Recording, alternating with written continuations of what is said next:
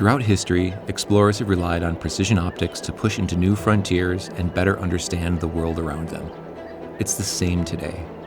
It's a tool for those who want to see more, for those who are constantly curious. It opens up new worlds. When on safari, optics allow us to immerse ourselves in Africa's astonishing megafauna, experiencing the preciousness of each moment. We are also able to see beyond the Big Five and observe things with clarity and detail beyond what's available to the naked eye. First morning in the Masai Mara, we're going to head out and see what we can find. We'll head to the top of some of these ridges and scan with our binos, see if we can spot any herds of elephants, possibly some lions before the sun gets too high. It'd be nice to get up close with some of these species where we can use the binos to look with greater detail at stuff you might miss otherwise. As a guide, binoculars are the most valuable tool I own. We use binoculars every day.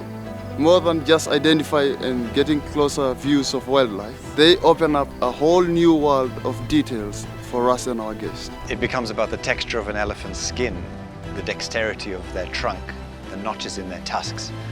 It lets us weave a deeper story about what's going on around us. So this is a mature bull elephant. You can see from the big round forehead and how much bigger he was than the females we saw earlier.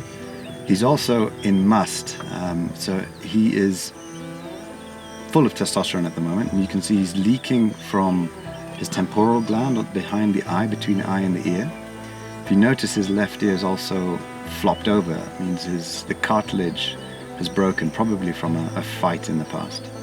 So this bull elephant is coming in our direction. He knows we're here. He is in must. And sometimes they can be a little bit more curious or confident to come closer to vehicles. We'll just sit still and quiet. He'll come and maybe give us a show, and then be on his merry way, especially if he stays still and quiet.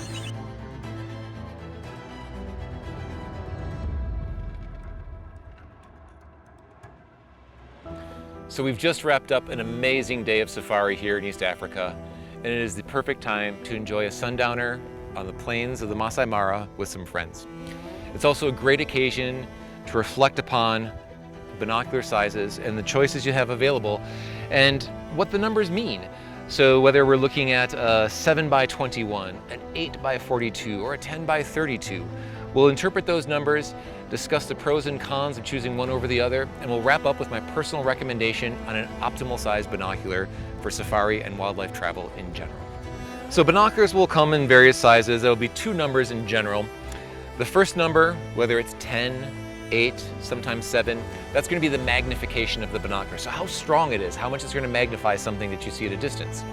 It'll have no bearing whatsoever on the physical size or dimensions of the binocular. So a 10 power is not necessarily bigger and heavier than a 7 power, etc. The second number that you're going to see, which will always be bigger than the first number, could be either a 21, 30, 32, 42, etc.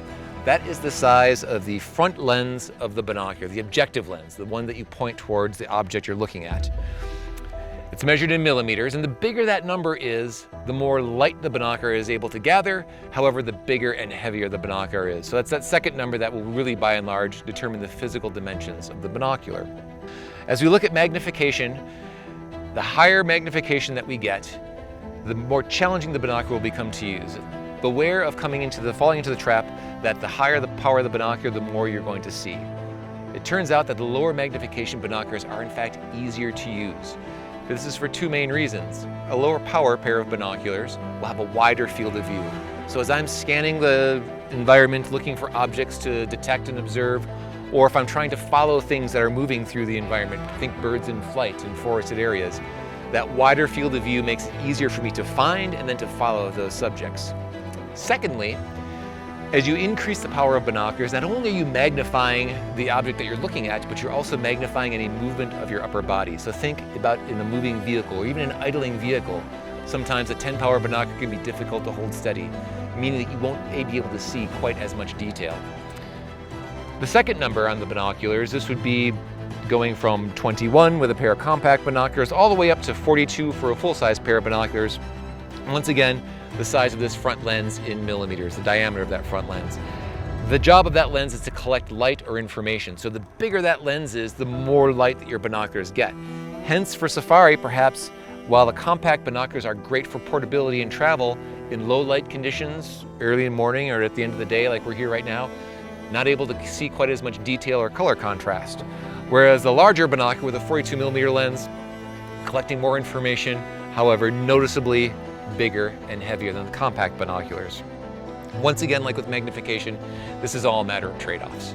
My personal recommendation in terms of a good one-size-does-everything binoculars, whether you're on safari, an expedition cruise, or birdwatching in your backyard, would be an 8-power binocular. Once again, easy to hold steady, wide field of view, great for spectator events even. With a 30 or 32mm lens, this would be like a mid-sized binocular, something that is larger than a compact binocular, collects more light, but more nimble, portable, lightweight than a full-size 42mm binocular. At the end of a day with a mid-sized binocular, I think you'll feel as if you still had nothing heavy around your neck. So an 8x30 or an 8x32 will be my personal recommendation on the optic that is really going to suit almost any situation you could find yourself in. So at the end of the day, the best binocular is the one that suits you best, and I'm confident that any of the binoculars in the Swarovski optic lineup are going to be fantastic for your wildlife watching. The best optics are the ones that bring you closest to nature, which build on your curiosity and allow you to experience the moment and explore all Africa has to offer.